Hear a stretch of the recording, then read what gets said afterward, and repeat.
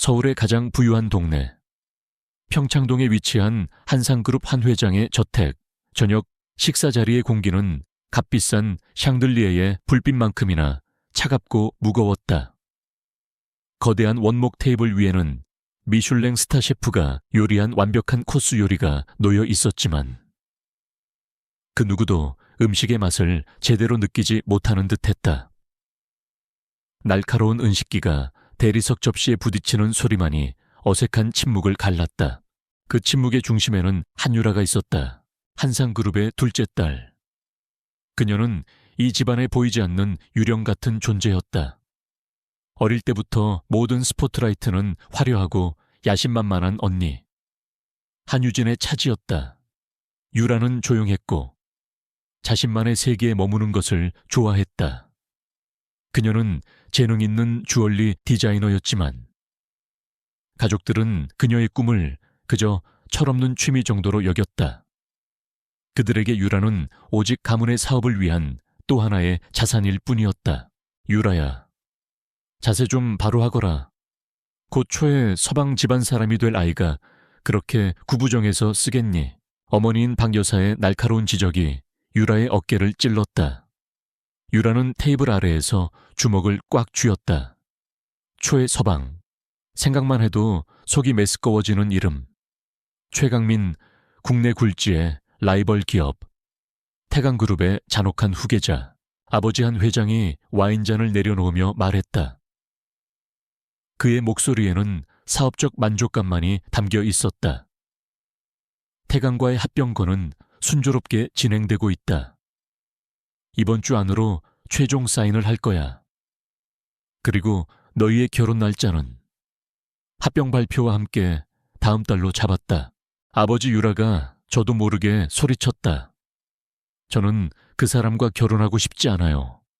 사랑하지 않는단 말이에요. 한 회장은 딸의 얼굴을 마치 생전 처음 보는 사람처럼 쳐다보았다. 그의 눈에는 일말의 동정심도 없었다. 사랑 우리 같은 사람들에게 사랑은 사치품일 뿐이다. 이건 너의 의무야. 우리 한상그룹의 며느리로서. 그리고 이제 곧 태강그룹의 안주인으로서.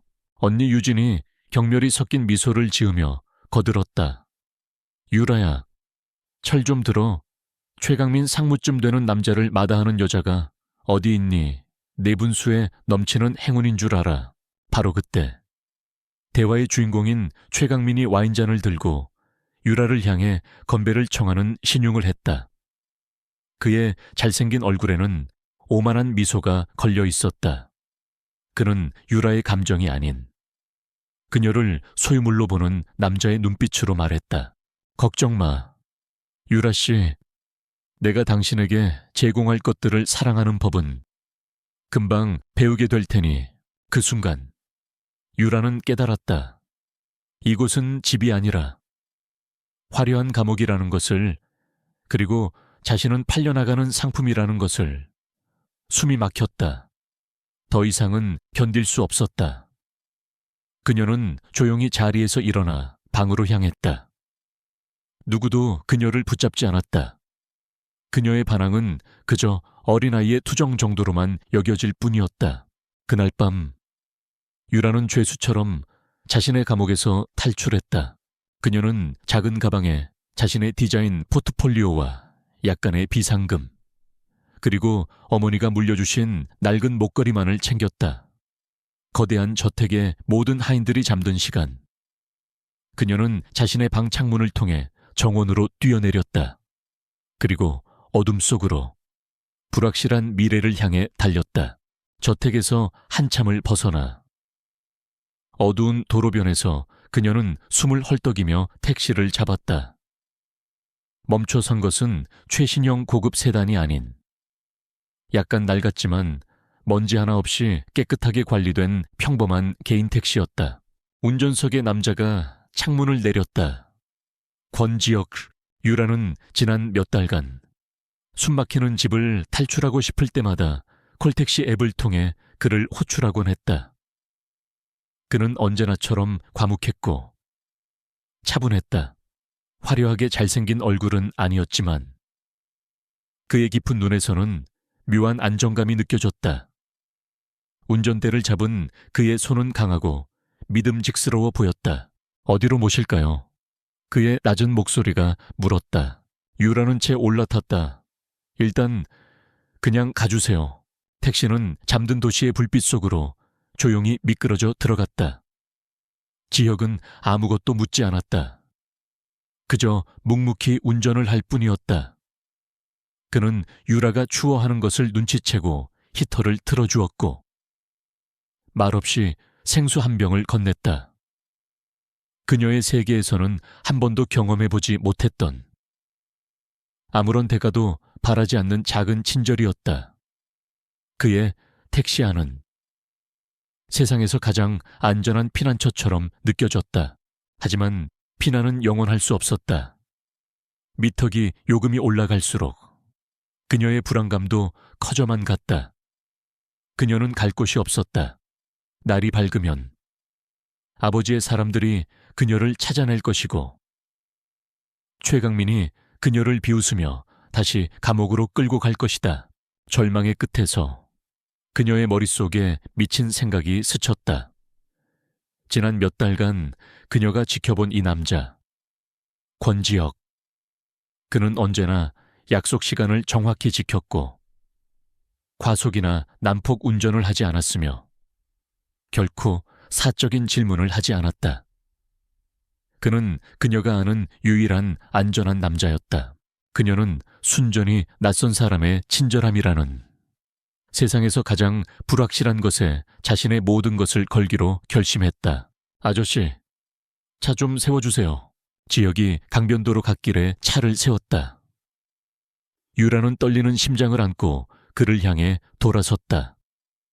그녀의 목소리는 떨렸지만 눈빛은 그 어느 때보다도 단호했다. 아저씨, 저랑 결혼해 주실래요? 지혁의 차분했던 표정이 처음으로 무너졌다. 그는 코미디처럼 놀라거나 당황하지 않았다. 그저 아주 조용히 놀란 눈으로 그녀를 바라볼 뿐이었다. 그는 그녀의 눈에서 절박함과 진심을 읽고 있었다. 유라는 빠르게 말을 이었다. 물론 진짜 결혼은 아니에요. 계약 결혼이요. 기간은 1년. 1년만 제 남편이 되어주시면 돼요. 제가 돈은 어떻게든 마련해서 드릴게요. 저는 정략 결혼해서 도망쳐야 해요. 제발 저 좀 도와주세요. 그녀는 그가 돈이 필요한 평범한 남자일 것이라고 생각하며 자신이 할 수 있는 유일한 제안을 했다. 지혁은 한참 동안 말이 없었다. 그는 유라의 얼굴을 그리고 그녀 뒤로 펼쳐진 어두운 강물을 번갈아 보았다.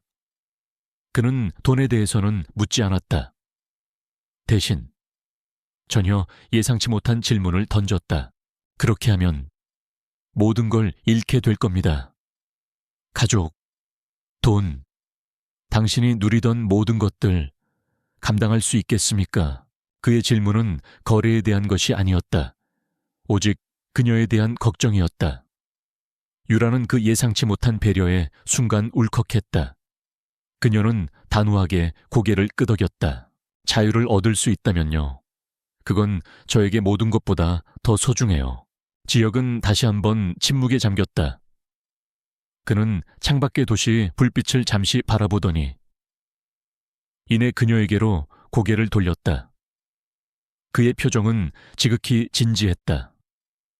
그의 눈빛 깊은 곳에서 유라가 읽을 수 없는 복잡한 무언가가 스쳐 지나갔다. 좋습니다. 그렇게 하죠. 그의 승낙은 너무나도 담담했다. 왜냐고 묻지도 조건을 따지지도 않았다. 그의 이유는 완벽한 미스터리로 남았다. 다음 날 아침 그들은 구청문이 열리자마자 가장 먼저 혼인신고서를 제출했다. 모든 것은 순식간에 일어났다. 법적으로 그들은 이제 부부였다. 유라는 구청을 나오자마자 아버지에게 문자 메시지 한 통을 보냈다. 갓 서명을 마친 따끈따끈한 혼인관계 증명서 사진과 함께 같은 시각 한상그룹 회장실 한 회장의 휴대폰이 바닥으로 떨어지며 날카로운 파열음을 냈다. 그의 얼굴은 분노로 시뻘겋게 타오르고 있었다. 미친 결정은 내려졌다. 그리고 이제 진짜 전쟁이 시작될 것이었다. 권지혁의 낡은 택시는 서울의 화려한 강남을 벗어나 시간이 조금 더 느리게 흐르는 듯한 강북의 한적한 동네로 향했다. 그가 차를 세운 곳은 최신식 주상복합이 아닌 세월의 흔적이 묻어나는 낡은 5층짜리 빌라 앞이었다. 엘리베이터도 없는 건물. 유라는 작은 가방 하나만을 든 채 그를 따라 좁은 계단을 올랐다. 마지막 층계를 오르자 옥상으로 향하는 문이 나타났다. 그곳이 그의 집이었다. 흔히 말하는 옥탑방. 하지만 문을 열고 들어선 순간 유라는 예상과는 다른 풍경에 놀랐다. 집은 작고 소박했지만 가난에 찌든 냄새나 궁상스러움은 어디에도 없었다. 오히려 모든 것이 반짝거릴 정도로 깨끗하고 정갈했다.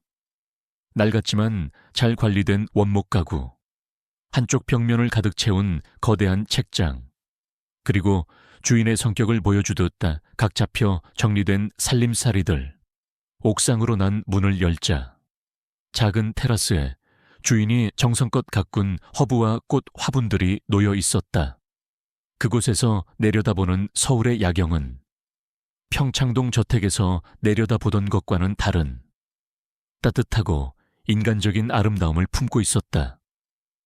차가운 박물관 같았던 그녀의 집과는 달리 이곳은 진짜 사람 사는 집에 온기가 느껴졌다.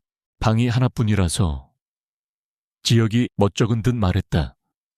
침대는 당신이 써요. 저는 거실 소파에서 자면 됩니다.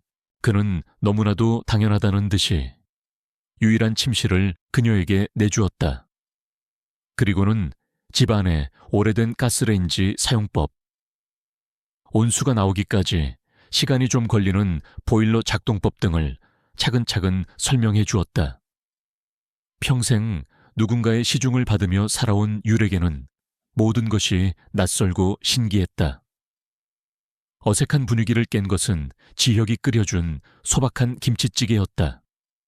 특별할 것 없는 음식이었지만 태어나서 처음으로 누군가가 자신만을 위해 만들어준 따뜻한 음식에 유라는 자신도 모르게 마음이 누그러지는 것을 느꼈다. 하지만 평화는 길지 않았다. 다음 날 오후 조용하던 동네 골목이 소란스러워졌다. 번쩍이는 검은색 벤츠, 세단 2대가 좁은 골목을 비집고 들어와 낡은 빌라 앞에 멈춰 섰다. 동네 사람들의 모든 시선이 집중된 가운데 최고급 명품으로 온몸을 휘감은 박 여사와 한유진이 경멸스러운 표정으로 차에서 내렸다. 그들은 노크도 없이 옥탑방 문을 벌컥 열고 들어왔다. 세상에, 유라야. 박 여사는 마치 오물이라도 본 듯 코를 막으며 소리쳤다. 유진은 연극 배우처럼 과장된 몸짓으로 집 안을 둘러보며 비웃었다. 어머, 얘 정말 이런 데서 사람이 살 수 있니? 마늘 냄새랑 간한 냄새가 진동을 하네. 우리 집 강아지 집보다 못한 거 아니야. 당장 짐 싸. 이따위 장난은 이쯤에서 끝내자. 박 여사는 유라의 팔을 거칠게 잡아 끌었다. 네 아버지께서 노발대발하셨다. 당장 이 결혼 무르고 최 서방에게 가서 싹싹 빌지 못해. 싫어요. 유라가 단호하게 말했다. 여기가 이제 제 집이에요. 집 하유진이 기가 막힌다는 듯 웃었다. 이런 쥐구멍이, 너 정말 제정신이니? 저런 택시 기사놈이랑 평생을 여기서 살겠다고 넌 한 달도 못 버티고 울면서 우리에게 기어 돌아오게 될 거야. 바로 그때 일을 마치고 돌아온 지혁이 문을 열고 들어섰다. 박 여사와 유진의 시선이 즉시 그에게로 향했다. 그들은 마치 벌레를 보듯 지혁의 낡은 점퍼와 평범한 얼굴을 위아래로 훑어보았다. 박 여사가 지갑에서 수표책을 꺼내 들었다. 그녀의 목소리에는 얼음 같은 경멸이 담겨 있었다. 얼마면 되겠니? 얼마를 원하면 내 딸 인생에서 깨끗하게 사라져 줄래? 액수는 네가 불러보렴. 내깟 놈 평생 벌어도 못 만져볼 돈을 쥐어줄 테니. 유진 역시 거들었다. 자기 분수를 알아야지. 아저씨, 여긴 아저씨가 넘볼 세상이 아니에요. 당장 우리 동생 놔주고 꺼져요. 모욕적인 말들이 쏟아졌다. 유라의 얼굴은 창백하게 굳었고 그녀는 지역이 분노하거나 혹은 상처받을까봐 조마조마했다. 하지만 지역의 반응은 그들의 예상을 완벽하게 빗나갔다. 그는 화를 내지도 위축되지도 않았다. 그는 그저 폭풍의 눈처럼 고요하고 차분했다. 그는 조용히 유라의 앞을 가로막아서며 마치 그녀를 보호하려는 듯한 자세를 취했다. 그리고는 박 여사의 눈을 똑바로 쳐다보며 낮지만 단호한 목소리로 말했다. 제 아내는 돈으로 파는 물건이 아닙니다. 여사님, 그리고 여긴 저희 집입니다. 그만 돌아가 주시지요. 그의 흔들림 없는 태도, 그의 목소리에 담긴 조용한 위엄. 그것은 박 여사와 유진이 평생을 돈과 권력으로 짓밟아왔던 아랫사람들에게서는 단 한 번도 느껴보지 못했던 종류의 것이었다. 두 사람은 순간 말문이 막혔다. 그들은 잠시 할 말을 잃고 지혁을 노려보다가 결국 저주에 가까운 말을 퍼부으며 떠나갔다. 두고 봐, 반드시 후회하게 만들어줄 테니. 문이 닫히고 유라는 참았던 눈물을 터뜨릴 뻔했다. 지혁은 아무 말 없이 그저 따뜻한 차 한 잔을 끓여 그녀의 손에 쥐어주었다. 그 작은 온기가 그녀가 가족에게서 평생 받아보지 못했던 위로보다 더 크게 느껴졌다. 마음이 조금 진정된 유라는 자신도 모르게 그의 책장을 바라보았다. 정신을 다른 곳으로 돌리고 싶었다. 하지만 책장에 꽂힌 책들을 보는 순간 그녀는 다시 한번 충격에 빠졌다. 소설책 몇 권이 전부일 거라는 예상과 달리 책장은 그야말로 지식의 보고였다. 양자물리학 개론, 거시경제학 원론, 손자병법, 그리고 빼곡하게 메모가 적힌 기업 법률 서적들까지. 이런 책들을 읽으세요. 유라가 놀라서 묻자 지혁은 어깨를 으쓱하며 대수롭지 않게 말했다. 그냥 취미입니다. 읽는 걸 좋아해서요. 하지만 그녀가 기업 법률 서적에 적힌 메모에 대해 구체적인 질문을 던졌을 때 그의 대답은 단순한 취미 수준이 아니었다. 그는 인수합병의 법적 허점과 판례에 대해 마치 현직 변호사처럼 명확하고 논리적으로 설명했다. 그러다 그는 문득 자신이 너무 많은 말을 했다는 것을 깨달은 듯 서둘러 말을 돌렸다. 하지만 의심의 씨앗은 유라의 마음속에 이미 뿌려진 뒤였다. 그날 밤 유라는 잠을 이루지 못했다. 거실에서 뒤척이던 그녀는 테라스에서 들려오는 희미한 통화 소리에 귀를 기울였다. 지혁의 목소리였다. 하지만 낮에 듣던 차분한 목소리가 아니었다. 그것은 마치 군대의 지휘관처럼 짧고 단호하며 권위가 실린 목소리였다. 유럽 시장 포지션, 전량 청산에 이사회의 권고는 상관없어. 내 최종 결정이야. 그리고 한상그룹의 최근 주가 변동 배우가 누군지 알아내. 유라는 숨을 죽였다. 한상그룹 자신의 가족 회사. 통화를 마친 지혁이 방으로 들어서다. 잠들지 않은 유라와 눈이 마주쳤다. 그는 잠시 당황한 기색을 보였지만 이내 태연하게 둘러댔다. 아, 옛날 군대 동기랑 그냥 주식 얘기 좀 다 했어요. 신경 쓰지 말고 자요. 너무나도 설득력 없는 변명이었다. 유라는 다시 침대에 누웠다. 잠은 오지 않았다. 가족이 퍼부은 모욕의 아픔은 이제 남편이라는 존재에 대한 거대한 미스터리에 묻혀버렸다. 혼란스러웠고 의심스러웠다. 하지만 이상하게도 무섭지는 않았다. 오히려 평생 느껴보지 못했던 기묘한 안전감과 함께 존경심 비슷한 감정이 싹트고 있었다. 그녀는 어둠 속에서 결심했다. 이대로 주저앉아 피해자로 남지 않겠다. 이 옥탑방에서 저 미스터리한 남자와 함께 자신의 힘으로 새로운 삶을 개척해 보이겠다. 유라는 가방에서 자신의 디자인 포트폴리오를 꺼냈다. 그녀의 눈이 어둠 속에서 조용히 빛나기 시작했다. 한유라의 짧은 평화는 그녀의 가족들이 휘두르는 잔인한 현실의 칼날 앞에 속절없이 깨져나갔다. 첫 번째 칼날은 그녀의 직장을 향했다. 유라는 중견 규모의 패션 디자인 회사에서 주얼리 디자이너로 일하고 있었다. 그녀에게 그곳은 한상그룹의 딸이라는 꼬리표 없이 오직 자신의 재능만으로 인정받을 수 있는 유일한 해방구였다. 그녀는 자신의 일을 사랑했다. 하지만 그날 아침 평소 그녀를 아꼈던 디자인팀 총괄이사가 창백하고 불안한 얼굴로 그녀를 사무실로 불렀다. 미안하네. 한 팀장. 그의 목소리는 거의 기어들어갈 듯 작았다. 오늘부로 그만둬야겠네.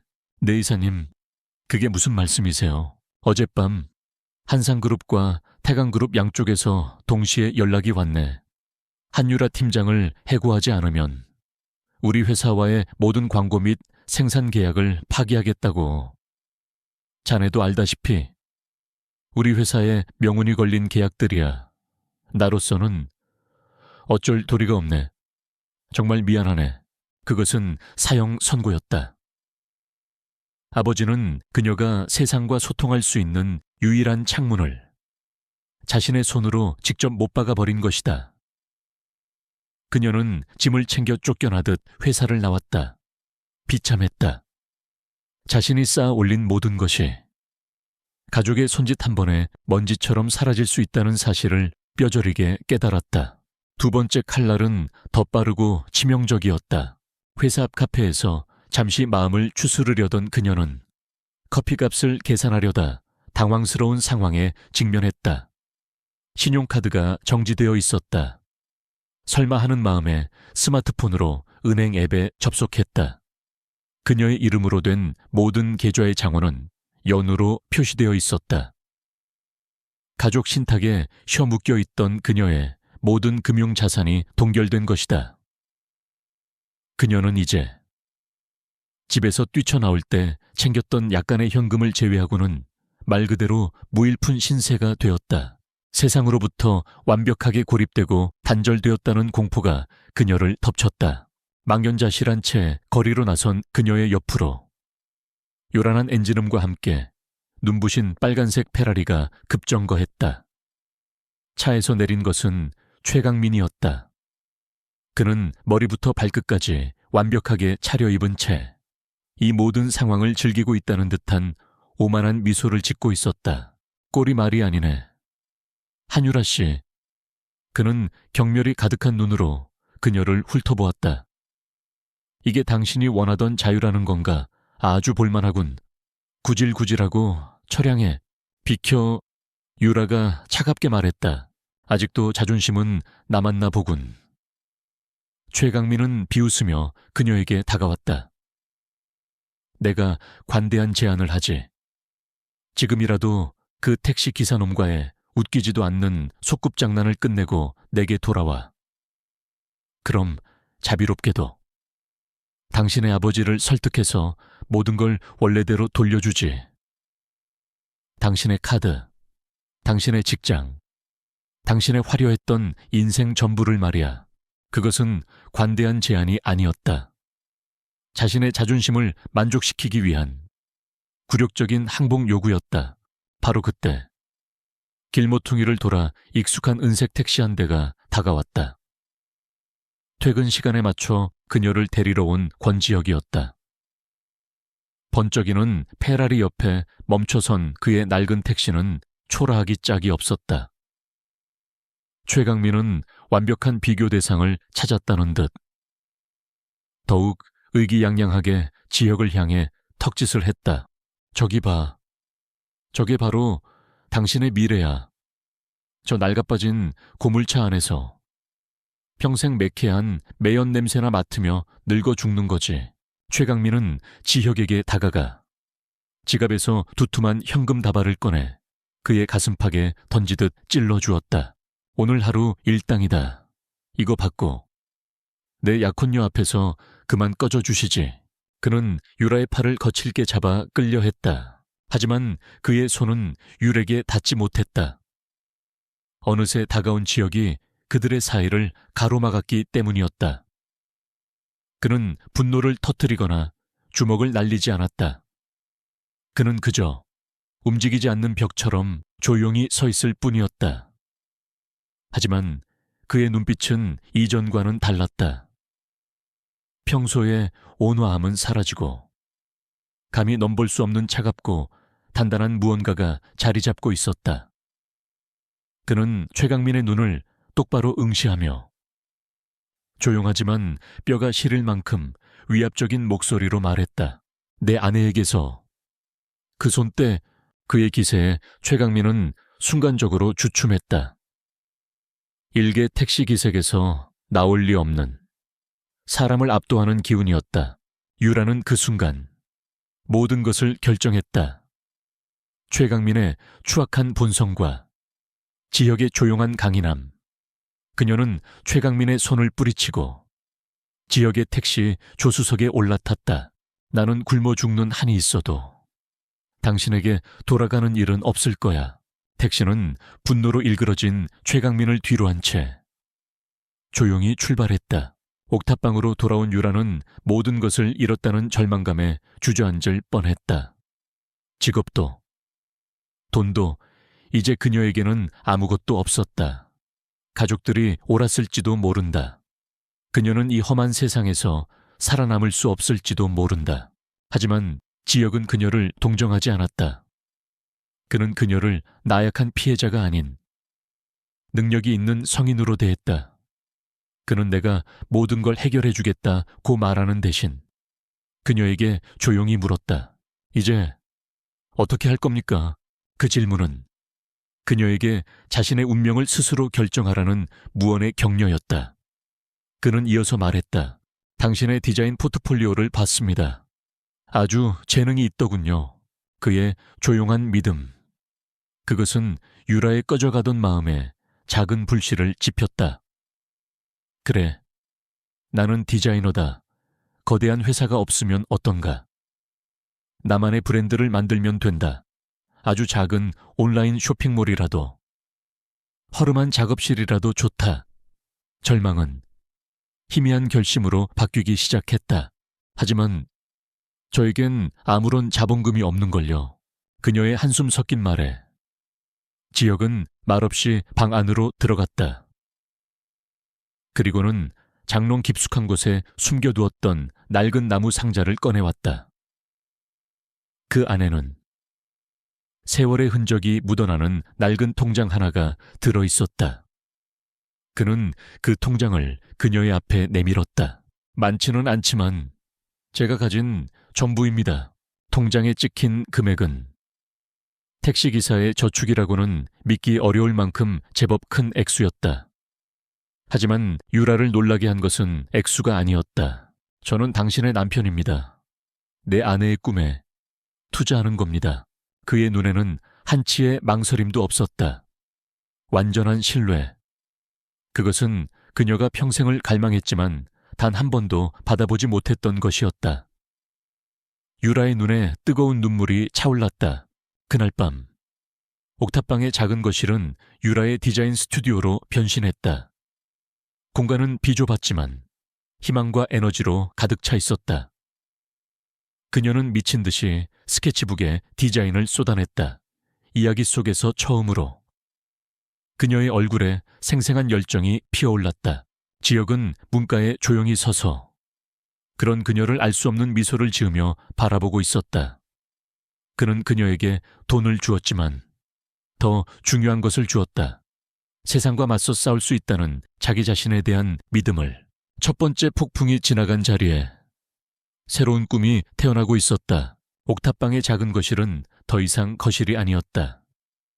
그곳은 열정과 꿈이 살아 숨쉬는 작지만 활기찬 디자인 스튜디오로 변해 있었다. 벽에는 수십 장의 주얼리 디자인 스케치가 핀으로 고정되어 있었고 거실 한쪽 구석에서는 재봉틀이 경쾌한 소리를 냈다. 원단 뭉치와 은과 원석 같은 재료들이 담긴 상자들이 공간을 차지했지만 그 혼돈 속에는 창조적인 질서가 있었다. 유라는 자신의 브랜드 이름을 유라라고 지었다. 자신의 이름을 내건 그녀의 독립선언과도 같았다. 거대 자본 없이 그녀가 택한 전략은 대량 생산이 아닌 독특하고 섬세한 수공예 주얼리를 온라인으로 판매하는 것이었다. 그녀의 재능이 가장 빛을 발할 수 있는 틈새 시장이었다. 초반의 나날들은 고군분투의 연속이었다. 그녀는 밤을 새워가며 디자인하고 직접 은을 세공하고 원석을 깎았다. 어설프게 웹사이트를 만들고 부족한 예산 안에서 재료를 구하기 위해 동분서주했다. 하지만 그녀는 외롭지 않았다. 권지혁은 언제나 그림자처럼 그녀의 곁을 지켰다. 그는 그녀의 작업에 간섭하지 않았다. 대신 밤늦게까지 일하는 그녀를 위해 따뜻한 차를 내어주고 새벽 동대문 시장에 재료를 사러 가는 그녀를 위해 묵묵히 택시를 운전해 주었다. 그가 끓여주는 소박한 저녁 식사는 그녀에게 하루의 고단함을 잊게 해주는 유일한 휴식이었다. 그들의 관계는 계약으로 시작되었지만 이제는 서로의 삶에 자연스럽게 스며든 조용한 동지에 가까워지고 있었다. 어느 날 밤, 유라는 사업 계획서를 작성하다가 벽에 부딪혔다. 그녀는 뛰어난 예술가였지만 경험 없는 사업가였다. 복잡한 엑셀 시트 앞에서 그녀는 가격 책정과 마케팅 전략을 어떻게 세워야 할지 막막하기만 했다. 일을 마치고 돌아온 지혁이 지친 기색이 역력한 그녀의 어깨 너머로 모니터를 들여다보았다. 잘 안 됩니까? 네. 제가 디자인만 해봤지. 이런 건 전혀 모르겠어요. 재료비랑 제 인건비만 계산해서 가격을 정했는데. 이게 맞는 건지 지혁은 잠시 그녀의 계획서를 살펴보더니 무심한 듯 툭 한마디를 던졌다. 브랜드 가치나 희소성 그리고 목표 고객층의 심리 같은 건 고려하지 않은 겁니까? 유라가 놀라서 그를 쳐다보았다. 네, 당신이 만드는 건 단순한 장신구가 아닙니다. 이야기가 담긴 예술품이에요. 공산품처럼 원가로 가격을 매겨서는 안 되죠.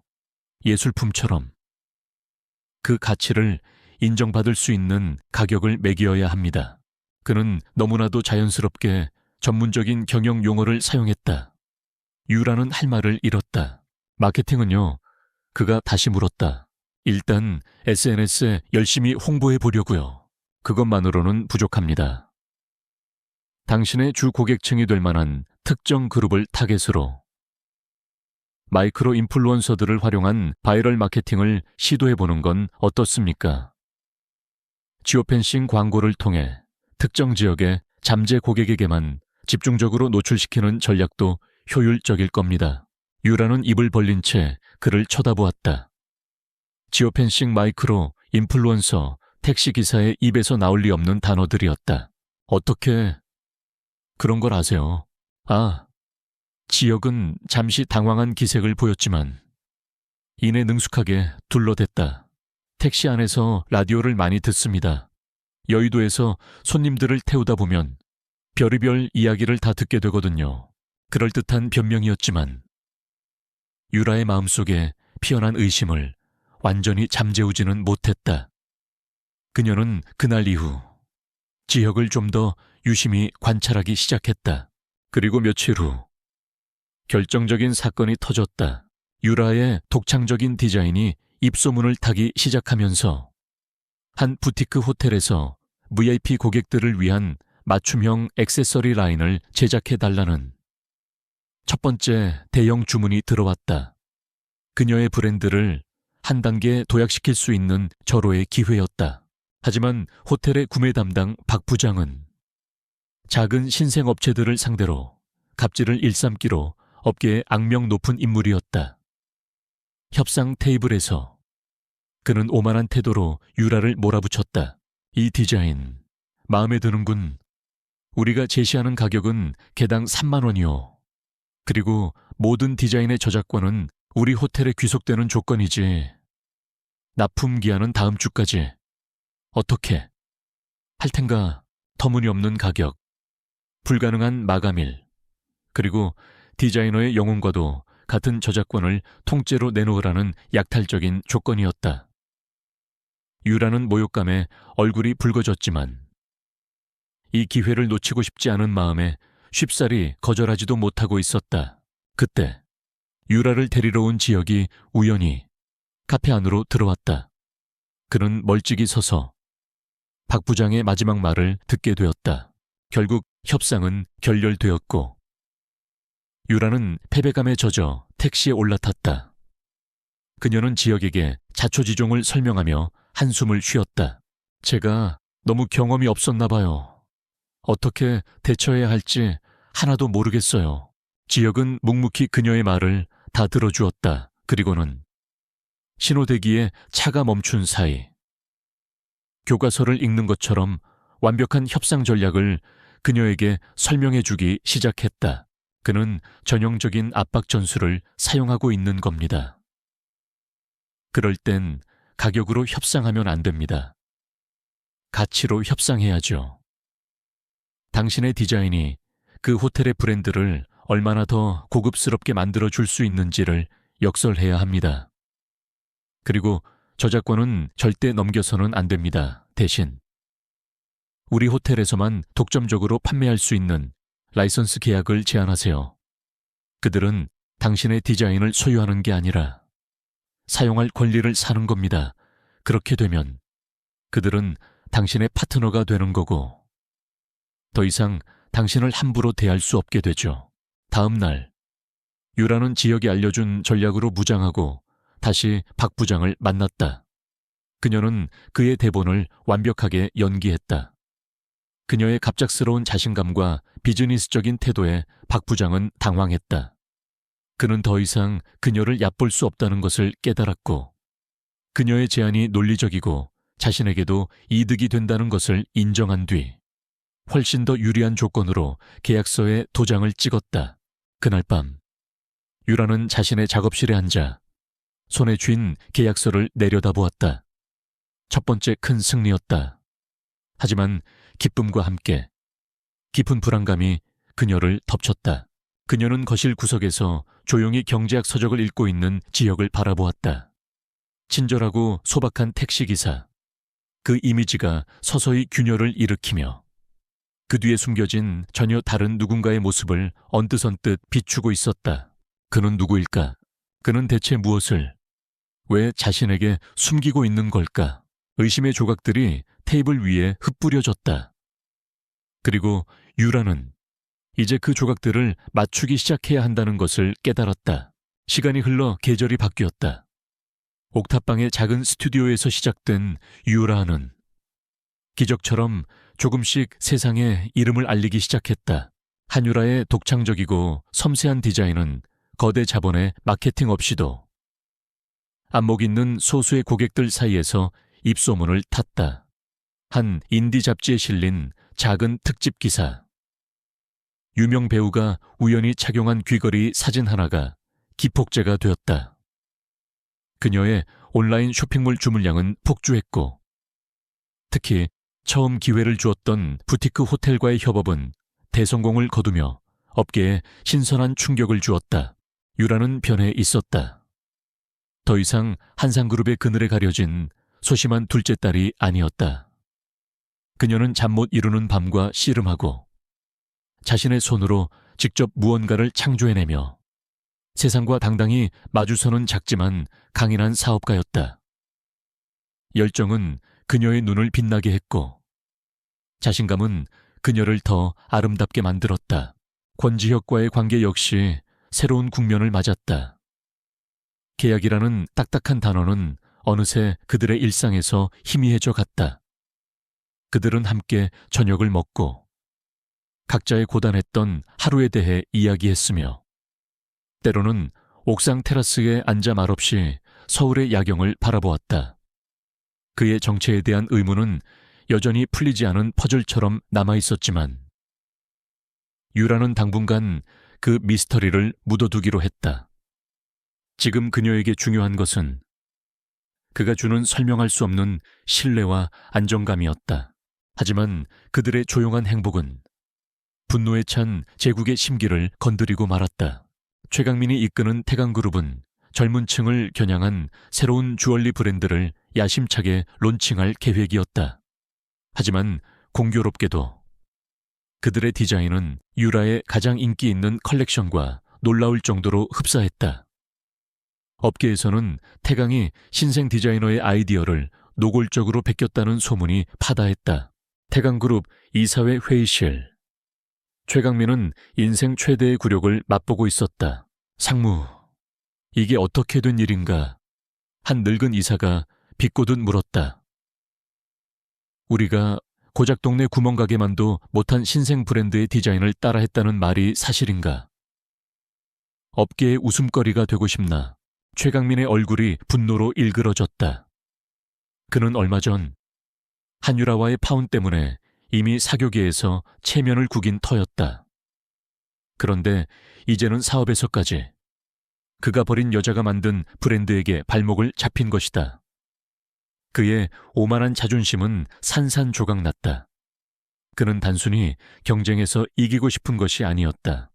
한유라라는 존재 자체를 이 바닥에서 완전히 지워버리고 싶었다. 그의 눈에 아기가 번뜩였다.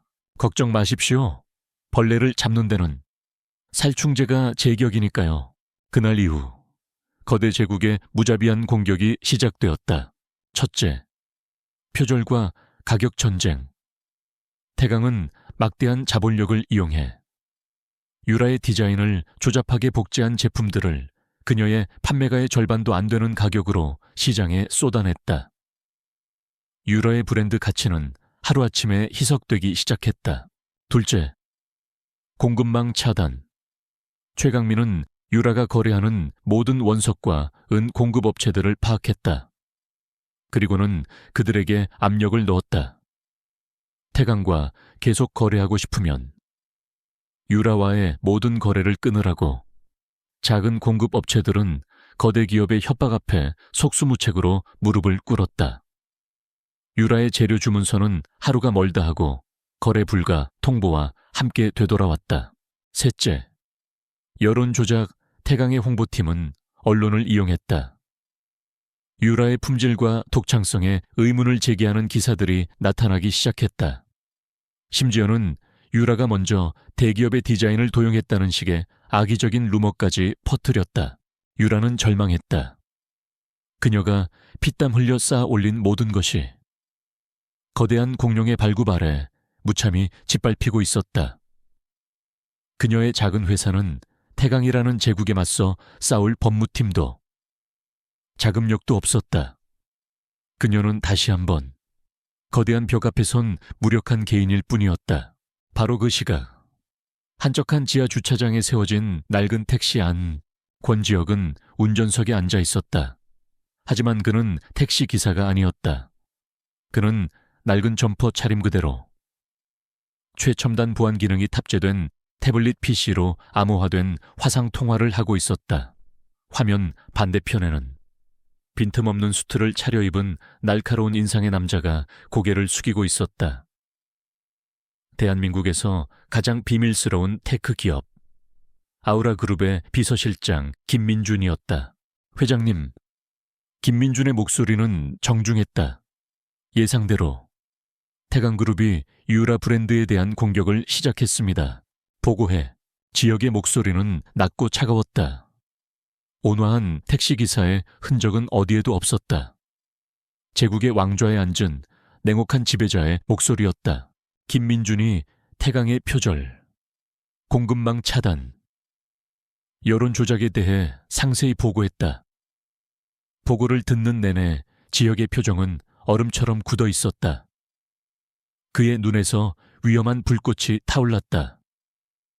그는 유라의 꿈을 지켜주고 싶었을 뿐만 아니라 최강민 같은 오만한 족속을 짓밟는 것을 즐기는 포식자이기도 했다. 대응책은 준비되어 있습니다. 회장님, 즉시 실행의 지역의 입에서 짧지만 치명적인 명령들이 떨어지기 시작했다. 첫째, 취리히의 우리 유령 회사를 통해 태강그룹의 유럽 지역 최대 유통사의 지배 지분을 인수해 그들의 해외 돈줄을 막아. 둘째, 키메라 프로젝트를 가동한다. 태강이 미래 먹거리로 삼고 있는 바이오테크 사업부 핵심 연구 인력 전원을 빼내와 연봉은 2배를 제한해 그들의 미래를 통째로 가져오는 거야. 셋째, 우리가 확보하고 있던 최강민의 비자금 자료 우리 쪽 언론인에게 넘겨 그의 아버지인 최 회장까지 엮을 수 있도록 판을 키워. 그는 잠시 말을 멈췄다가 마지막 명령을 내렸다. 그의 목소리가 아주 조금 부드러워졌다. 그리고 유라가 거래하던 모든 공급업체들 단 하나도 빠짐없이 전부 인수해버려 우리 그룹의 새로운 라이프스타일 자회사 소속으로 독점 계약을 맺어. 그리고 새로운 계약서는 한유라 대표에게 직접 보내 그녀의 작품을 존경하는 익명의 팬이 보냈다고 전하고 통화가 끝났다. 지역은 태블릿의 전원을 껐다. 그는 택시에 창밖을 바라보았다. 그의 입가에 작지만 위험한 미소가 떠올랐다. 왕이 자신의 말들을 움직이기 시작했다. 같은 시각 옥탑방 작업실 유라는 취소된 공급 계약서 더미를 보며 망연자실해 있었다. 이제 정말 모든 것이 끝났다고 포기해야 한다고 생각하던 바로 그 순간 에딩 그녀의 노트북에 이메일 한 통이 도착했다. 발신자는 익명의 팬이었다. 한유라 대표님의 재능을 존경합니다. 부디 당신의 꿈을 멈추지 마십시오. 첨부된 파일에는 최고급 원자재를 이전보다 훨씬 더 좋은 조건으로 독점 공급하겠다는 새로 설립된 자재 컨소시엄의 계약서가 담겨 있었다. 유라의 얼굴에 한 줄기 희망과 함께 깊은 혼란의 빛이 떠올랐다. 보이지 않는 손이 그녀의 편에서 움직이기 시작했다. 불공평했던 싸움의 저울이 그녀도 모르는 사이에 서서히 균형을 맞춰가고 있었다. 유라의 책상 위에 놓인 이메일은 사막의 신기루처럼 비현실적이었다. 익명의 팬이 보낸 계약서는 그녀가 처한 모든 절망적인 상황을 단숨에 뒤집을 수 있는 동아줄과도 같았다. 그녀는 반신반의하며 이메일을 보낸 아르테미스 자재 컨소시엄이라는 회사를 조사했다. 놀랍게도 그 회사는 실존했다. 최근에 설립된 거대 물류기업의 자회사로 등록된 합법적인 법인이었다. 계약서의 조건 역시 진짜였다. 그녀는 떨리는 손으로 계약서에 서명했다. 지난 며칠간 그녀의 목을 조여왔던 가장 큰 문제. 공급망 봉쇄가 하룻밤 사이에 풀려버린 것이다. 이해할 수 없는 이 기적은 그녀의 꺼져가던 투지를 다시 불태웠다. 세상이 자신을 버렸다고 생각했는데 얼굴도 모르는 누군가가 자신의 재능을 믿어주고 있었다. 그녀는 다시 작업에 몰두했다. 옥탑방의 작은 스튜디오는 다시 활기찬 생명력으로 가득 찼다. 한편 최강민은 자신의 사무실에서 보고서를 집어던지며 길길이 날뛰고 있었다. 말이 돼 갑자기 어디서 그런 회사가 튀어나와 배우가 누군지 당장 알아내. 그의 부하들은 고개를 숙일 뿐이었다.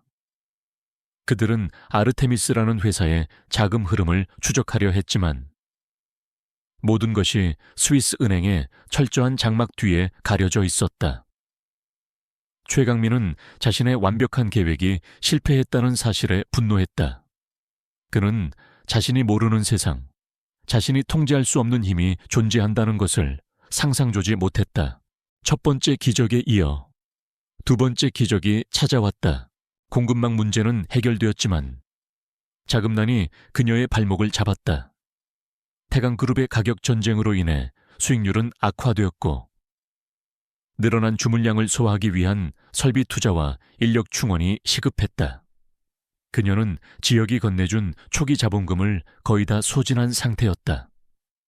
그녀는 은행이란 은행은 모두 찾아다니며 대출을 신청했지만 한상그룹과 태강그룹의 압력 앞에 모든 은행은 문을 굳게 닫고 있었다. 결국 자금 흐름이 막혔다. 당장 다음 주에 지급해야 할 원자재 대금을 막지 못하면 그녀의 회사는 흑자부도를 맞게 될 위기였다. 절망적인 밤, 그녀는 숫자가 찍힌 엑셀 시트를 보며 밤을 새우고 있었다. 바로 그때 그녀의 회사 계좌로 거액의 자금이 입금되었다. 송금천은 그녀가 들어본 적도 없는 스위스에 본사를 둔 시리우스 벤처 캐피털이라는 투자사였다. 곧이어 도착한 이메일의 내용은 더 충격적이었다. 저희는 기업의 규모가 아닌 재능에 투자합니다. 이것을 시드 투자라고 생각하십시오. 당분간은 어떠한 조건도 없습니다. 그저 계속해서 아름다운 것을 창조해 주십시오. 이건 우연이 아니었다. 익명의 팬, 스위스 투자사 유라의 머릿속이 복잡해지기 시작했다. 그녀의 머릿속에 한 사람의 얼굴이 떠올랐다. 권지혁, 그의 이상할 정도로 해박했던 사업 지식, 거액의 저축이 들어있던 낡은 통장, 그리고 한밤중에 미스터리한 전화통화, 흩어져 있던 의심의 조각들이 하나의 거대한 그림을 향해 맞춰지기 시작했다. 유라는 그를 정면으로 추궁하지는 않았지만 이제 그녀는 새로운 눈으로, 의심과 호기심이 뒤섞인 눈으로 그를 바라보기 시작했다. 그들 사이에 미묘한 기류가 변하고 있었다. 그리고 마침내 세 번째 기적이자 최강민에게는 재앙이 될 사건이 터졌다. 권지혁의 명령을 받은 언론인이 최강민의 비자금 스캔들을 터뜨린 것이다. 기사는 치밀하고 집요했다. 최강민이 태강그룹의 자금을 횡령하여 불법 도박 빚을 갚고 호화로운 유흥을 즐겼다는 내용이 그 증거인 비밀 계좌 내역과 함께 공개되었다. 스캔들은 태강그룹의 명성에 치명타를 입혔다. 주가는 폭락했고 그룹의 이미지는 나락으로 떨어졌다. 최강민의 아버지인 최 회장은 아들의 무모함과 방탕함에 경노했다. 태강그룹 내부에서는 최강민의 경영 능력에 대한 의문이 제기되며 권력투쟁의 조짐이 보이기 시작했다.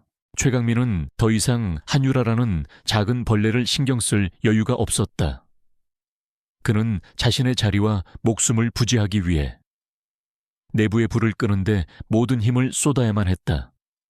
유라를 짓누르던 거대한 압박이 거짓말처럼 사라졌다. 그녀에게는 생존하고 성장할 수 있는 귀중한 시간이 주어졌다.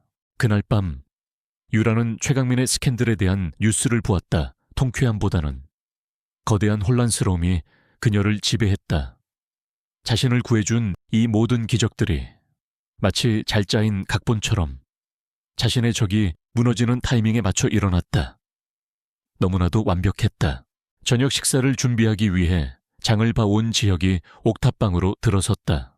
그는 여느 때처럼 피곤한 기색의 평범한 택시기사였다. 오늘 하루는 어땠어요? 그가 물었다.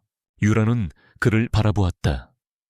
양자물리학 책을 읽고 완벽한 협상 전략을 알려주며 그의 존재가 기적과 함께하는 이 남자, 그녀의 마음속에서 타오르는 수많은 질문들을 그녀는 아직 입 밖으로 꺼내지 않았다. 대신 그녀는 희미하게 미소 지으며 말했다. 좋은 날이었어요. 아주 좋은 날. 하지만 그녀의 눈빛은 사랑과 의심, 그리고 혼란의 폭풍으로 가득 차 있었다. 그녀는 이제 확신했다. 그가 자신의 구원자라는 것을, 단지 그가 누구인지를 몰랐을 뿐이다. 싸움의 저울은 이제 완전히 기울었다. 단지 유라는 그 저울을 움직인 거대한 손의 주인이 바로 자신의 곁에 있다는 사실을 아직 모르고 있었다. 한유라의 마음속에서는 더 이상 무시할 수 없는 의심의 폭풍이 휘몰아치고 있었다. 익명의 후원자, 스위스 투자은행, 그리고 최강민의 몰락. 이 모든 기적 같은 일들이 우연의 일치라고 믿기에는 너무나도 완벽하게 짜여 있었다. 그녀는 진실을 알아야만 했다. 그와 진짜 관계를 시작하기 위해서라도 그가 누구인지 알아야만 했다. 그것은 불신이 아닌 그를 온전히 이해하고 믿고 싶다는 갈망에서 비롯된 결심이었다. 그녀는 난생 처음으로 누군가를 미행하기로 결심했다. 그를 믿지 못해서가 아니라 그에 대한 믿음을 확인하고 싶어서였다. 다음 날 아침, 권지혁이 평소처럼 낡은 점퍼 차림으로 일하러 다녀오겠습니다 라며 집을 나섰을 때 유라는 모자와 마스크로 얼굴을 가린 채 조용히 그의 뒤를 따랐다. 아이러니하게도 그녀는 다른 택시를 잡아 그의 낡은 택시를 뒤쫓았다. 그의 택시는 한동안 평범한 택시기사의 하루를 보여주는 듯했다. 시내를 돌며 손님을 태우고 내려주고 유라는 잠시 자신이 너무 과민 반응을 하는 것일지도 모른다고 생각했다. 하지만 바로 그때 지역의 택시는 손님을 내려준 뒤 갑자기 방향을 틀어 강남의 한적한 뒷골목에 있는 허름한 상가 건물의 지하 주차장으로 들어갔다. 유라는 택시기사에게 돈을 지불하고 숨을 죽인 채 주차장 입구에서 그를 지켜보았다. 잠시 후 주차장에서 걸어 나온 사람은 더 이상 택시기사 권지혁이 아니었다. 그는 여전히 권지혁이었지만 전혀 다른 사람이 되어 있었다. 낡은 점퍼는 온데간데 없고 그의 몸에는 수백만 원을 호가하는 완벽한 핏의 다크네이비 수트가 걸쳐져 있었다. 머리는 단정하게 손질되어 있었고 그의 걸음걸이와 분위기 전체에서는 평범한 서민의 모습이 아닌 세상을 지배하는 자의 여유와 위엄이 뿜어져 나왔다. 유라가 충격에 휩싸여 있는 사이 도로변에 검은색 마이바흐 한 대가 소리 없이 멈춰 섰다. 운전석에서 내린 사람은 지난번 화상통화에서 보았던 비서실장 김민준이었다. 그가 정중하게 뒷좌석 문을 열자 지혁은 너무나도 자연스럽게 차에 올라탔다. 유라는 넋을 잃고 그 광경을 바라보았다. 그녀는 정신을 차리고 황급히 다른 택시를 잡아 외쳤다. 저 차 따라가 주세요. 마이바흐가 향한 곳은 서울의 새로운 심장부. 미래적인 고층 빌딩들이 스카이라인을 이루는 디지털 미디어 시티였다. 그리고 그 중에서도 가장 압도적인 위용을 자랑하는 검은 강철과 반짝이는 유리로 이루어진 거대한 빌딩 앞에 차가 멈춰 섰다. 건물 정면에는 거대한 간판 대신 고요하게 빛나는 하나의 로고만이 새겨져 있었다. 아우라를 상징하는 세련된 필기체의 I 로고, 아우라 그룹 오라 그룹, 대한민국에서 가장 비밀스럽고 가장 강력한 테크 기업. 언론에 단 한 번도 얼굴을 드러낸 적 없는 미스터리한 총수. 권 회장이 이끄는 거대 제국. 유라는 자신의 눈앞에서 펼쳐지는 광경을 믿을 수 없었다. 지혁이 차에서 내리자 건물의 모든 보안 요원들이 90도로 허리를 숙였다. 그는 마치 자신의 왕국에 들어서는 왕처럼 당당하게 빌딩 안으로 사라졌다. 모든 의심이 하나의 끔찍하고 거대한 진실로 맞춰지는 순간이었다. 권지혁, 권 회장, 유라의 머릿속이 하얗게 비었다. 그녀는 그가 부자일지도 모른다고 상상해 본 적은 있었다. 하지만 이 정도일 줄이야. 그녀의 가족이 운영하는 한상그룹조차 아우라 그룹 앞에서는 작은 구멍가게에 불과했다. 그녀는 기쁨을 느끼지 못했다. 그가 부자라는 사실에 안도하지도 않았다. 그녀를 덮친 것은 거대한 충격과 함께 밀려오는 깊은 혼란과 배신감이었다. 그와의 모든 순간들이 거짓으로 느껴졌다. 그가 보여준 친절, 그가 건넨 위로, 그가 투자해준 꿈, 그 모든 것이 거대한 부자가 심심풀이로 벌인 동정극은 아니었을까? 자신은 그저 그의 손바닥 위에서 노란한 어리석은 여자에 불과했던 걸까? 그날 밤, 옥탑방은 더 이상 아늑한 안식처가 아니었다. 그것은 거대한 거짓으로 지어진 무대 세트장처럼 느껴졌다. 지혁은 평소처럼 낡은 점퍼 차림으로 저녁거리를 사들고 돌아왔다. 그는 아무것도 모르는 척 평소처럼 다정한 미소를 지으며 그녀에게 다가왔다. 오늘 하루는 어땠어요? 시장에 갔더니 당신이 좋아하는 딸기가 아주 좋던데. 유라는 식탁에 앉아 그를 차갑게 올려다보았다. 그녀의 목소리는 조용했지만 그 안에는 폭풍 같은 감정이 담겨 있었다. 오늘 하루는 어떠셨어요? 권 회장님, 그 한마디에 옥탑방의 공기가 얼어붙었다. 지혁의 얼굴에서 미소가 사라졌다. 그의 가면이 산산조각 나며 바닥으로 떨어졌다. 그는 그녀의 눈빛을 보고 모든 것이 끝났음을 직감했다. 길고 무거운 침묵이 그들 사이에 흘렀다. 먼저 침묵을 깬 것은 유라였다. 그녀의 목소리는 분노가 아닌 깊은 상처에서 비롯된 슬픔으로 떨리고 있었다. 전부 거짓이었어요. 이 집도 당신의 친절도 나는 당신에게 뭐였어요?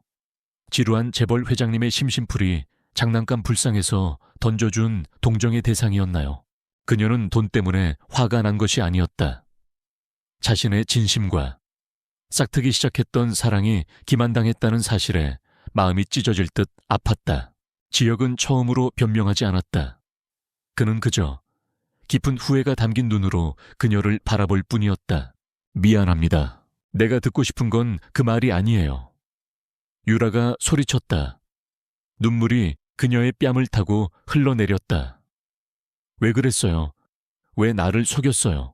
처음부터 당신을 속이려던 건 아니었습니다. 지혁이 마침내 무겁게 입을 열었다. 나 역시 나를 둘러싼 모든 거짓과 위선에 지쳐 있었습니다. 진짜 나를 봐줄 사람을, 내 돈과 지위가 아닌 내 모습 그대로를 봐줄 사람을 찾고 싶었는지도 모릅니다. 당신이 나에게 결혼해달라고 했을 때 나는 당신의 눈에서 과거의 나를 보았습니다. 감옥 같은 세상에서 필사적으로 탈출하려는 영혼을. 그래서 동의했던 겁니다. 그의 고백은 진심이었지만 이미 상처받은 유라의 마음을 달래기에는 역부족이었다. 그들의 관계의 기반이었던 진실성이 무너져 내렸다. 진짜인 줄 알았던 계약 결혼은 결국 가장 큰 거짓 위에 세워진 것이었다. 대화는 더 이상 이어지지 못했다. 그들은 작은 옥탑방의 양끝에 선 채 서로를 바라보았다. 그들 사이에는 그랜드 캐니언보다도 더 깊고 거대한 감정의 협곡이 놓여 있었다. 유라는 침실로 들어가 문을 잠가버렸다. 지혁은 그녀가 저녁으로 먹었으면 했던 딸기 봉지를 든 채 텅 빈 거실에 홀로 남겨졌다. 진실은 밝혀졌다. 하지만 그 진실은 그들을 더 가깝게 만든 것이 아니라 오히려 가장 멀리 떼어놓고 말았다.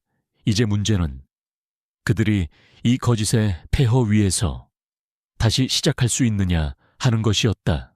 일주일이 흘렀다. 옥탑방의 공기는 그 어느 때보다도 차갑고 무거웠다. 한유라와 권지혁은 한 집에 사는 이방인이었다. 유라는 상처와 혼란 속에서 마음의 문을 닫았고 지혁은 후회 속에서 묵묵히 그녀에게 생각할 시간을 주었다. 그들의 계약 결혼은 이제 다시 차가운 계약서상의 관계로 돌아간 듯했다. 그러던 어느 날 우편함에 묵직한 초대장 한 통이 도착했다. 한상그룹 창립 50주년 기념 갈라. 그것은 초대장이 아니라 아버지 한 회장이 내리는 소환장이었다. 곧이어 어머니에게서 전화가 걸려왔다. 유라야, 그날 갈래 꼭 참석해야 한다. 그리고 내 그 택시 기사 남편이라는 작자도 반드시 데리고 오너라. 어머니의 목소리에는 온기가 없었다. 화해도 용서도 아니었다. 그것은 명백한 의도가 담긴 공개 처형을 위한 소환이었다. 유라는 그들의 계획을 직감했다. 모든 상류층 인사들이 모인 자리에서 자신과 자신의 천박한 남편을 웃음거리로 만들어 자신들의 세계에서 완전히 매장시키려는 속셈이었다. 유라는 거절하고 싶었다. 숨고 싶었다. 하지만 지난 몇 달간 그녀의 내면에서 자라난 무언가가 그녀에게 도망치지 말라고 속삭였다. 그녀는 더 이상 숨지 않을 것이다. 자신의 선택을, 자신의 삶을 그들의 면전에서 당당히 마주하기로 결심했다. 그녀는 거실에 있는 지역에게 다가갔다. 목소리는 여전히 차갑고 서먹했다. 저희 아버지 회사 창립 기념 갈래 가야 해요. 계약 조건대로. 당신도 제 남편으로서 동행해 줘야겠어요. 지역은 말없이 그녀를 바라보았다. 그의 눈에는 깊은 고통과 그 이상의 무언가, 조용한 결의가 담겨 있었다. 그는 그녀의 가족들이 무슨 짓을 꾸미고 있는지 알고 있었다. 그는 그저 짧게 대답했다. 물론입니다. 함께 가겠습니다. 갈라가 열리는 밤. 서울 최고의 5성급 호텔 연회장은 대한민국의 부와 권력을 상징하는 인물들로 가득 차 있었다. 유라와 지혁이 연회장에 들어서는 순간 모든 시선이 그들에게로 향했다. 수많은 속삭임과 경멸이 섞인 시선, 그리고 노골적인 비웃음이 화살처럼 날아와 박혔다. 유라는 자신이 직접 디자인한 심플하지만 우아한 짙은 남색 드레스를 입고 있었다. 그것은 그녀 자신으로서 이 자리에 서겠다는 선언이었다. 지역은 값비싸지는 않지만 몸에 잘 맞는 평범한 검은색 정장을 입고 있었다. 그는 누가 봐도 상류층 파티에 어울리도록 억지로 꾸민 택시기사의 모습. 바로 그들이 기대하는 모습 그대로였다. 그들의 가족 한 회장, 박 여사, 한유진과 최강민이 마치 늑대무리처럼 그들을 기다리고 있었다. 그들은 꿀처럼 달콤하지만 독이 든 가짜 미소를 지으며 그들을 맞이했다. 그리고는 의도적으로 모든 이목이 집중되는 중앙 테이블로 그들을 이끌었다. 계획적이고 체계적인 망신주기의 시작이었다. 사람들은 유에게 다가와 위선적인 위로를 건네면서도 지역은 마치 투명 인간처럼 무시했다. 파티의 하이라이트, 한 회장이 무대에 올라 연설을 시작했다. 그는 그룹의 역사와 가족의 유산을 이야기하며 뿌리를 잊은 철없는 자식에 대한 비유를 섞어 노골적으로 유라를 비난했다. 그리고 다음 순서로 그룹의 미래 파트너로서 최강민이 무대에 올랐다. 그는 결정타를 날리기 위해 마이크를 잡았다. 그는 유라의 이름을 직접 언급하지는 않았지만 아주 매력적인 일화를 들려주었다. 어떤 사람들은 가난을 낭만으로 착각하고 궁전을 버리고 새장으로 날아 들어가곤 합니다. 하지만 너무 늦기 전에 깨닫게 되겠지요. 새장은 날개가 꺾인 새에게는 무덤일 뿐이라는 것을. 연회장 안의 모든 사람들이 그가 누구에 대해 이야기하는지 알아들었다. 키득거리는 웃음소리와 속삭임이 장내를 채웠다. 연설이 끝난 후 최강민은 샴페인 잔을 들고 의기양양하게 그들의 테이블로 다가왔다. 그는 지역을 벌레 보듯 내려다보며 비아냥거렸다. 어이, 택시기사, 평생 손님들만 태워다 주던 세상에 직접 손님으로 와보니 기분이 어떤가? 그는 고의적으로 샴페인 잔을 기울여 지역의 정장 위에 술을 쏟았다. 어이쿠, 미안, 택시기사의 옷은 이런 비싼 술에 익숙하지 않겠지. 세탁비는 내가 내주지. 그는 주머니에서 돈뭉치가 든 머니클립을 꺼내 보였다. 굴욕은 절정에 달했다. 유라의 얼굴은 분노와 수치심으로 하얗게 질렸다. 그녀가 비명을 지르며 자리에서 일어나려던 바로 그 순간이었다. 쾅! 연 회장의 거대한 정문이 마치 폭발이라도 일어난 듯 요란한 소리를 내며 활짝 열렸다. 모든 대화와 음악이 멈췄다. 완벽하게 재단된 검은색 수트를 입은 12명의 남자들이 연 회장 안으로 들어섰다. 그들은 특수부대처럼 한치의 오차도 없는 정밀하고 위압적인 발걸음으로 움직였다. 그들의 선두에는 비서실장 김민준이 서 있었다. 연 회장에 있던 대부분의 재계 총수들은 즉시 그를 알아보았다.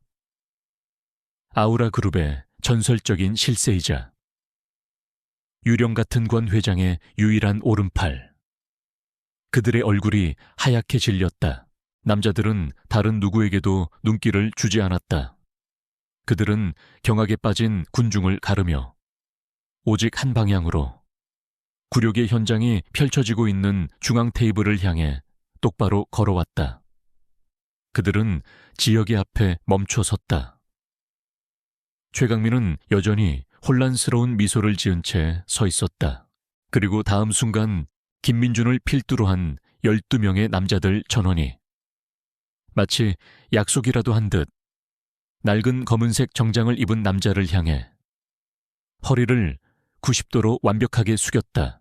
김민준의 목소리가 침묵에 잠긴 연 회장 전체에 크고 명확하게 울려 퍼졌다. 회장님, 늦어서 죄송합니다. 호장님. 그 한마디가 연 회장의 핵폭탄처럼 터졌다. 수백 개의 샴페인 잔이 부딪히는 소리가 멈췄다. 모든 턱이 바닥으로 떨어졌다. 최강민의 비웃음이 얼굴 위에서 얼어붙었다가 유리처럼 산산조각 났다.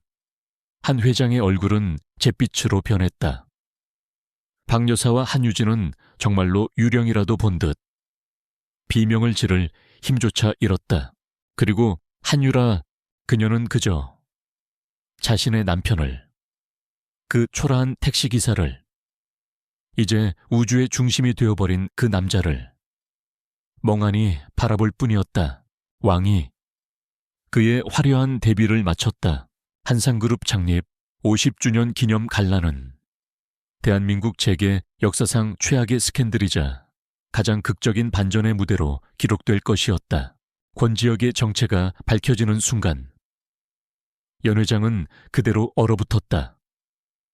기자들은 이성을 잃고 미친 듯이 카메라 플래시를 터뜨렸다. 방금 전까지 권지혁을 무시하고 조롱하던 재계 총수들은 이제 그의 관심을 조금이라도 끌기 위해 필사적으로 그의 주변으로 몰려들었다. 모든 혼돈의 중심에서 최강민은 석상처럼 굳어 있었다. 그가 방금 모욕을 준 남루한 행색의 남자가 대한민국 경제계에 보이지 않는 지배자, 아우라 그룹의 권지혁 회장이라는 사실. 그 사실은 그의 뇌를 마비시키기에 충분했다. 그는 자신이 끝났다는 것을 직감했다. 그는 비틀거리며 수많은 사람들의 경멸과 조롱의 눈빛을 뒤로 한 채 연 회장에서 도망쳤다. 한 씨 일가의 상황은 더 비참했다.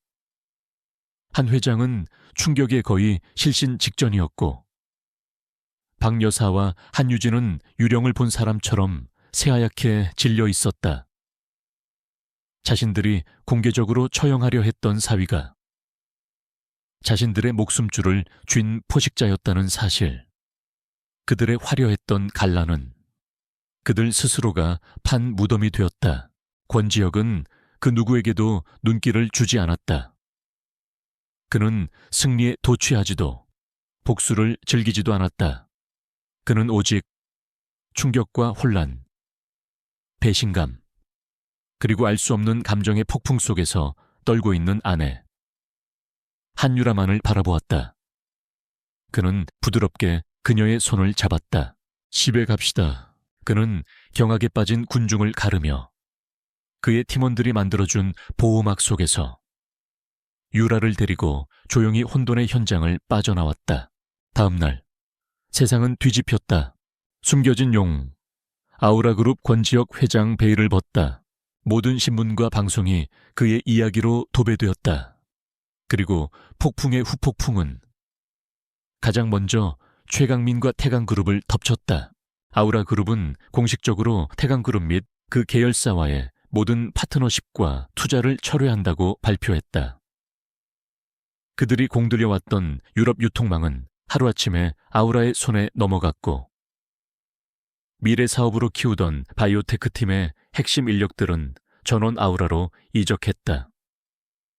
최강민의 비자금 스캔들까지 터지면서 태강그룹의 주가는 바닥을 모르고 추락했다. 격노한 최 회장은 아들 최강민의 모든 직위를 박탈하고 경영 일선에서 내쫓았다. 그의 제국은 단 며칠 만에 잿더미가 되었다. 권지혁의 차갑고 신속한 보복이었다. 한씨 일가의 상황은 더욱 절망적이었다. 태강과의 동맹은커녕 이제 그들은 대한민국에서 가장 강력한 남자의 적이 되었다. 한상그룹의 주가 역시 폭락했고 채권단은 불안에 떨었다. 한 회장은 수십 번이나 지혁에게 사죄의 전화를 걸었지만 그는 받지 않았다. 박 여사와 한유진은 값비싼 선물들을 싸들고 옥탑방으로 찾아왔다. 그들은 문 밖에서 무릎이라도 꿇을 기세로 유락의 용서를 빌었지만 깊은 상처와 혼란에 빠진 유라는 그들을 만나주지 않았다.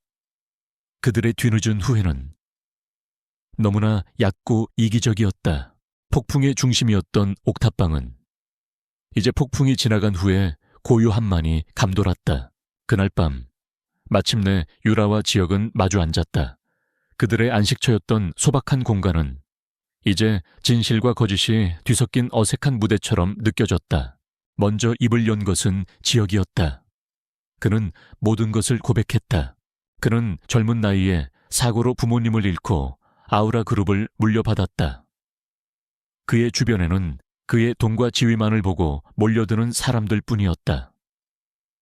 그는 위선과 거짓에 둘러싸여 누구도 믿지 못하게 되었다. 택시 운전은 도피였습니다. 그의 목소리는 씁쓸했다. 모든 걸 내려놓고 진짜 세상을 보고 싶었어. 내 이름과 돈의 필터 없이 사람들이 어떻게 살아가는지, 어떤 생각을 하는지 알고 싶었지. 나를 바로 세우기 위한 나만의 방법이었습니다. 그럼 우리는요, 유라가 떨리는 목소리로 물었다. 당신을 처음 본 것은 당신이 내 택시를 처음 탔을 때가 아니었습니다. 몇 번이고 당신을 봤습니다. 화려한 세상 속에서 늘 슬픈 눈을 하고 있던 당신은 나와 닮았다고 생각했습니다. 화려한 세상 속에 갇힌 또 다른 영혼이라고. 당신이 나에게 그 미친 제안을 했을 때 나는 당신을 돕고 싶다는 생각과 함께 어쩌면 나 역시 진짜 무언가를 경험할 수 있을지도 모른다는 이기적인 기대를 했습니다. 미안합니다. 처음부터 모든 걸 솔직하게 말했어야 했는데 당신마저 나를 권지혁 회장으로 대하게 될까봐 두려웠습니다. 그의 진심 어린 고백에 유라의 마음을 짓누르던 분노와 배신감이 서서히 녹아내렸다. 그의 거짓말은 그녀와 마찬가지로 외로움과 진실에 대한 갈망에서 비롯된 것이었다. 지혁은 품에서 그들의 낡은 결혼 계약서와 펜을 꺼냈다. 이 계약은 이제 무효입니다. 그는 유라의 눈을 똑바로 바라보았다. 그의 눈에는 그 어떤 거짓도 없었다. 나는 종이 한 장에 묶인 아내를 원하지 않습니다. 진짜 파트너를 원합니다. 하지만 선택은 당신의 몫입니다. 한유라 씨, 당신은 이제 자유입니다. 원한다면 지금 당장 떠나도 좋습니다. 보상으로 당신이 원하는 건 무엇이든 드리겠습니다. 아니면 그는 잠시 말을 멈췄다. 아니면 이곳에 머물러도 좋습니다. 택시기사의 아내도 재벌 회장의 아내도 아닌 그냥 내 아내로, 권지혁의 아내로 유라는 그를, 그리고 그가 내민 계약서를 번갈아 보았다. 그녀는 펜을 들지 않았다. 대신 그녀는 계약서를 집어들었다. 그리고는 천천히 그것을 반으로 찢었다. 그녀는 그의 눈을 마주 보았다. 갈라 이후 처음으로 그녀의 얼굴에 작은 미소가 떠올랐다. 아무래도 저는, 그녀가 말했다. 제 남편에 대해 이제 막 알아가기 시작한 것 같네요. 거짓은 죽었다. 계약은 무효가 되었다. 남은 것은 진짜 무언가가 시작될 수 있다는 가능성이었다. 폭풍이 지나간 자리에 그들은 새로운 시작을 준비하고 있었다. 몇 달의 시간이 흘렀다. 폭풍이 지나간 자리에는 새로운 풍경이 펼쳐져 있었다. 최강민과 태강그룹은 몰락했다. 아우라그룹의 전방위적인 공격 앞에 그들의 제국은 속수무책으로 무너졌고 결국 경쟁세계 헐값에 인수되었다. 한때 재계의 황태자로 불렸던 최강민은 이제 아무도 거들떠보지 않는 초라한 실업자로 전락했다. 한시 일가 역시 혹독한 대가를 치렀다. 한상그룹은 간신히 살아남았지만 핵심 계열사들을 매각하며 과거의 영광을 모두 잃은 작은 중견기업으로 쪼그라들었다. 한 회장은 경영 일선에서 불명예스럽게 은퇴했고 박 여사와 한유진은 상류층 사교계에서 완전히 외면당했다. 그들은 뒤늦게 유렉에 여러 번 사죄했지만 한번 깨진 신뢰는 예전처럼 돌아오지 않았다. 그들은 마지못해 그리고 경외심을 담아 유라의 삶을 존중하게 되었을 뿐이다. 반면 유라는 눈부시게 성장했다. 유라는 지역의 도움을 단순한 선물로 받지 않았다. 그녀는 아우라 그룹으로부터 정식으로 투자를 유치하는 계약을 맺었고 자신의 힘으로 회사를 키워나갔다. 그녀의 브랜드는 이제 대한민국을 넘어 세계가 주목하는 디자이너 브랜드로 자리매김했다. 그녀는 더 이상 누군가의 딸이나 누군가의 아내가 아닌 온전한 자기 자신으로서 세상에 우뚝 섰다. 유라와 지역은 옥탑방을 떠났다. 하지만 그들이 선택한 새로운 보금자리는 평창동의 차가운 저택이 아니었다. 그들은 따스한 햇살이 들어오는 넓은 정원이 있는 현대적이면서도 아늑한 집을 선택했다. 두 사람의 취향이 조화롭게 어우러진 진짜 그들의 집이었다. 지혁은 그들의 시작을 잊지 않기 위해 옥탑방을 개인적인 서재 겸 안식처로 남겨두었다. 그들의 새로운 삶은 서로를 알아가는 과정이었다. 그들은 세상을 떠들썩하게 했던 세기의 커플로서 수많은 공식 석상에 함께 나타났다. 하지만 그들에게 더 중요한 것은 둘만의 시간이었다. 지혁은 유라의 패션쇼에 참석해 맨 앞줄에서 아내의 성공을 자랑스럽게 지켜보았다. 유라는 아우라그룹의 이사회에 참관해 냉철하고 비전 있는 리더로서의 남편의 모습을 존경의 눈으로 바라보았다. 어느 날 밤 정원에서 와인을 마시던 유라가 입을 열었다. 만약 내가 처음부터 당신이 누군지 알았더라면 나는 절대로 당신에게 그런 미친 제안을 하지 못했을 거예요. 그랬다면 우리는 영원히 서로를 몰랐겠죠. 지혁은 부드럽게 그녀의 손을 잡았다. 나는 내 인생에서 당신이 했던 그 미친 제안만큼 용감하고 진실된 행동을 본 적이 없습니다.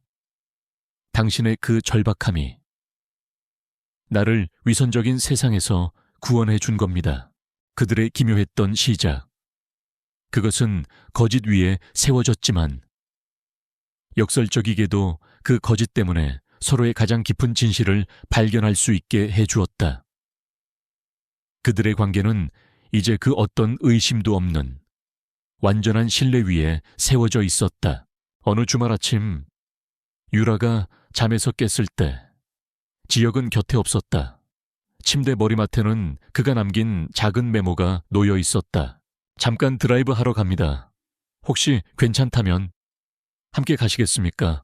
유라가 미소를 지으며 차고로 내려갔을 때 그녀를 기다리고 있는 것은 검은색 마이바흐가 아니었다. 그들의 시작을 함께했던, 이제는 클래식카처럼 반짝이게 닦인 낡은 은색 택시였다. 운전석에는 낡은 점퍼 차림의 지혁이 앉아 있었다. 유라가 조수석에 올라타자 그가 장난스럽게 택시 미터기를 켰다. 그들은 목적지 없이 서울 시내를 달렸다. 회장과 그의 아내가 아닌 처음 만났던 그날처럼. 왜 가끔 이렇게 택시를 몰아요? 유라가 물었다. 지혁은 운전대를 잡은 채 대답했다.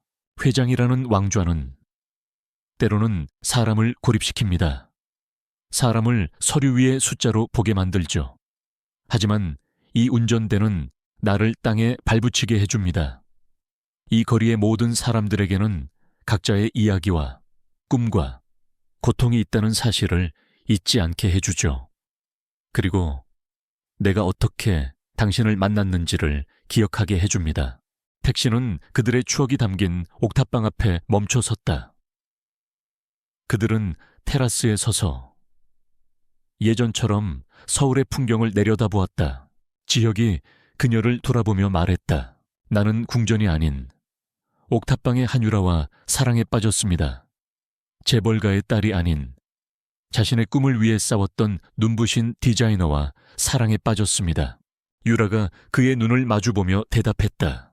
그리고 나는 아우라 그룹의 회장이 아닌 내게 따뜻한 차를 끓여주고 나의 꿈을 믿어주었던 다정한 남자와 사랑에 빠졌어요. 그것은 그들의 진정한 사랑 고백이었다. 모든 지위와 비밀이 사라진 자리에서 오직 두 사람의 영혼만이 마주보고 있었다. 시간이 흘러 파리의 한 국제 비즈니스 서밋 권지혁 회장은 기조 연설자로서 무대 위에서 미래 기술의 비전에 대해 연설하고 있었다. 그의 목소리는 자신감과 지성으로 가득 차 있었다. 객석 맨 앞줄 한유라는 그의 연설을 들으며 자신의 스케치북에 새로운 디자인을 그리고 있었다. 그녀는 때때로 고개를 들어 무대 위의 남편을 사랑과 자부심이 가득한 눈으로 바라보았다. 그들은 각자 독립적인 세계를 가진 개인이었고 서로의 가장 든든한 파트너였으며 세상이 우러러보는 진정한 파워 커플이었다. 그들은 증명해냈다. 한 사람의 진정한 가치는 그가 어디서 시작했는지, 무엇을 가졌는지에 있는 것이 아니라 그가 어떤 사람인지, 그리고 누구를 사랑하기로 선택했는지에 있다는 것을. 그들의 사랑은 그렇게 계속되고 있었다.